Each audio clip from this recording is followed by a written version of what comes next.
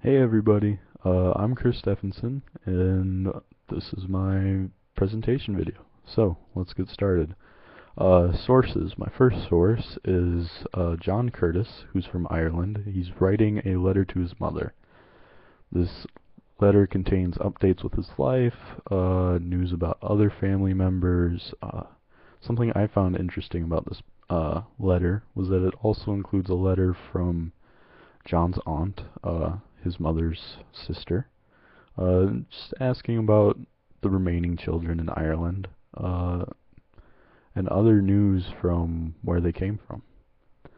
My second source is John Haringa. This was a Federal Writers Project interview. The Federal Writers Project was a New Deal program uh, used to keep writers employed during the Great Depression. Anyways, Mr. Haringa was born in Holland to an attorney, subsequently got an excellent education.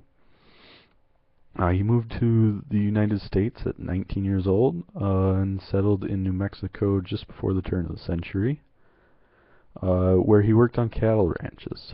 He did that for many years before buying his own farm, and then moving into the insurance business where he became very successful.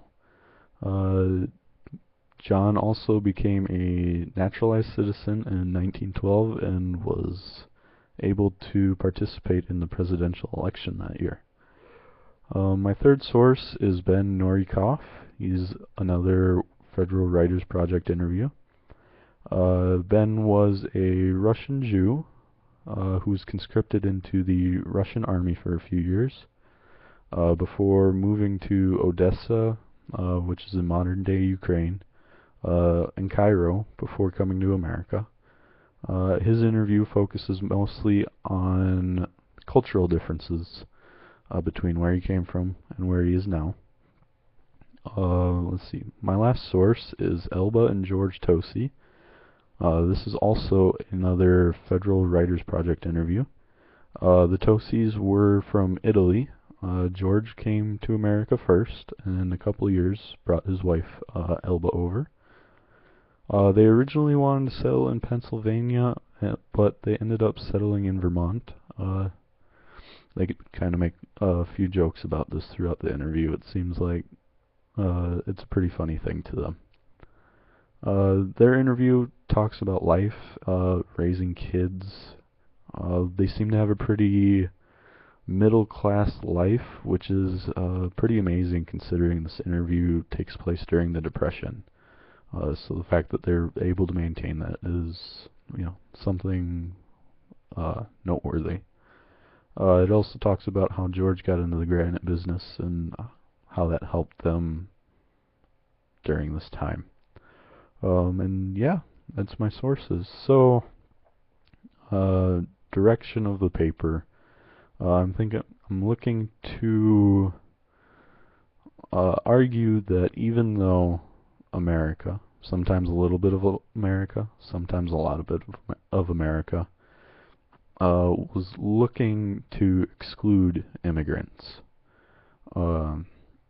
Immigrants still came over. They still wanted the opportunity. They wanted the potential of a new successful life that they didn't see for themselves back in their home countries. And I think that translates pretty well to the legacy of immigration in America. That we are this land of opportunity. That it doesn't matter whether it's before the revolution, after the revolution, through the 1800s, through Chinese exclusion. Many Chinese are still coming over, no matter what.